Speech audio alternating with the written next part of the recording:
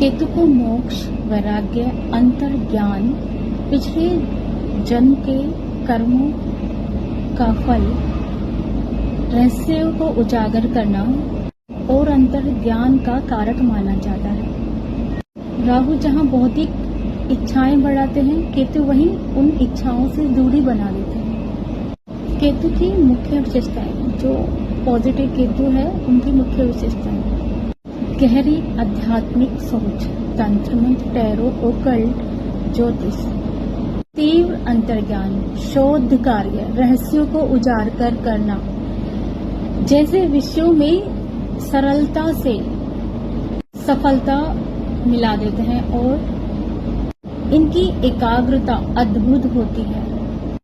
Negative Ketu वाले लोगों में जो चीजें पाई जाती हैं वो हैं, ये भ्रमित रहते हैं, अकेलापन इनका पार्ट ऑफ लाइफ बन जाता है, अचानक जीवन में उतार चढ़ाव आ जाते हैं, मानसिक बेचैनी हो जाती है और भ्रमित से रहते हैं, रिश्तों में दूरियां आ जाती हैं। ये सब नेगेटिव केतु के लक्षण हैं। केतु जिन चीजों के कारक हैं वो है मोक्ष, ध्यान, योग, ज्योतिष, तंत्र मंत्र, टैरो कार्ड, हीलिंग कार्य, आध्यात्मिक गुरु, रहस्यों को उजागर करना, पिछले जन्म के कर्म और अचानक उतार चढ़ाव और अचानक अत्याचार, ये भी नेगेटिव केतु के लक्षण होते हैं। जिन लोगों का केतु पॉजिटिव होता है उनमें ये लक्षण होते हैं। स्ट्रॉन्ग केतु वाले लोग आध्यात्मिक होते हैं और रहस्यमय होते हैं। इनके व्यक्तित्व बहुत रहस्यमय होता है, कम बोलने वाले होते हैं, लोगों को जल्दी समझने वाले होते हैं, ज्योतिष में इनकी विशेष रुचि होती है। किस राशि में केतु कैसा प्रभाव देते हैं, आइए जान लेते हैं। अगर मेष राशि में केतु हैं तो जातक व्यक्ति हमेशा स्वतंत्रता की चाह रखता है। अगर वृषभ राशि में केतु बैठे हैं तो व्यक्ति में हमेशा वैराग्य की भावना बनी रहती है, वो सबसे दूरी डिटैच से रहते हैं। मिथुन राशि में अगर केतु हैं तो उनकी बुद्धि विलक्षण होती है, अद्भुत बुद्धि वाले होते हैं ये लोग। कर्क राशि में केतु भावात्मक संघर्ष, हमेशा अपनी भावनाओं के साथ उनको सामंजस्य बनाना पड़ता है। और यदि केतु सिंह राशि में है तो उनको हमेशा अहंकार छोड़ने का पाठ लेना होता है, अहंकार को दूर करना होता है, ईगो से दूर रहना होता है। कन्या राशि में केतु आध्यात्मिक विश्लेषण करने वाले होते हैं। तुला राशि में अगर केतु हैं किसी के तो वो रिश्तों में हमेशा कार्मिक रिश्ते उनको मिलते हैं। यदि किसी का केतु वृश्चिक राशि में है तो ये बहुत पावरफुल पोजीशन में होते हैं। धनु राशि के केतु धर्म और दर्शन में विशेष रुचि रखते हैं। किसी का केतु मकर राशि में है तो उनको अनुशासन और कर्म प्रिय होता है, कर्म करेंगे अनुशासन के साथ। जिन लोगों के केतु कुंभ राशि में होता है उनकी सोच अलग ही होती है, सबसे हटके वो सोचते हैं। इन राशियों के केतु जिनके होते हैं वो आध्यात्मिक और मोक्ष प्राप्ति की तरफ अग्रसर रहते हैं। आइए अब जान लेते हैं किस भाव में केतु कैसा फल देते हैं। यदि केतु पहले भाव में है, प्रथम भाव में है, लगन में है तो व्यक्ति का जो व्यक्तित्व है बहुत रहस्यमय ही होगा, उसके बारे में जान पाना आसान नहीं होगा। यदि केतु दूसरे भाव में है, धन भाव में है तो हमेशा धन के प्रति उतार चढ़ाव बने रहेंगे। यदि केतु तीसरे भाव में है तो साहस और आध्यात्मिकता दोनों साथ कार्य करेंगे। केतु चौथे भाव में है तो घर से वैराग्य हो जाएगा। यदि किसी का केतु सिंह राशि पंचम हाउस में है तो व्यक्ति तंत्र और मंत्र शक्ति में विशेष रुचि रखेंगे। ज्योतिष, ओकल्ट और पूर्व जन्म के कार्य या पूर्व पुण्य कर्म से उनका ओकल्ट में बहुत ज्यादा इंटरेस्ट रहता है। छठे भाव में अगर केतु है तो शत्रु पर विजय पाना बहुत आसान होता है। जो भी उनके दुश्मन होते हैं वो खुद ही अपनी ही वजह से मात खा जाते हैं। छठे भाव के केतु यदि 7th हाउस में केतु हैं तो रिश्तों में कार्मिक लेसन लाइफ में सीखने होते हैं। जो रिश्ते बनते हैं वो कार्मिक होते हैं और रिश्ते आपको कुछ सिखाने आते हैं। आपका पार्टनर आपको कुछ ज्ञान देने, कुछ सिखाने आता है।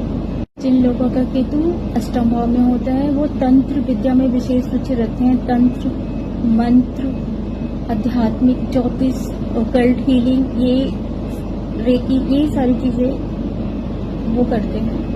जिन लोगों का नवम भाव में केतु होता है उनकी खोज हमेशा रहती है कि वो उनकी लाइफ में कोई आध्यात्मिक गुरु नहीं मिले जो उन्हें जीवन का मोल समझा सके, मोल समझा सके। यदि किसी के दसम भाव में केतु है तो उनका जो करियर होगा असामान्य होगा। उन्हें अपने काम के प्रति थोड़ा डिटैचमेंट सा रहेगा, असाधारण से रहेंगे, बैलेंस नहीं बना पाएंगे और हमेशा अपने वर्क प्लेस से मन कटा कटा सा रहेगा।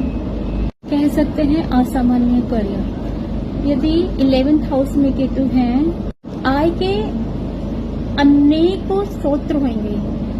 आप सोच भी नहीं सकते कि उन्हें कहां कहां से धन प्राप्ति हो सकती है। 12वें भाव में केतु मोक्ष प्राप्ति की ओर अग्रसर रहते हैं। व्यक्ति को मोक्ष पाने में इंटरेस्ट रहता है और वो दुनिया से, लोगों से डिटैच होते जाते हैं। उनके कार्य मोक्ष की तरफ उनको लेके जाते हैं।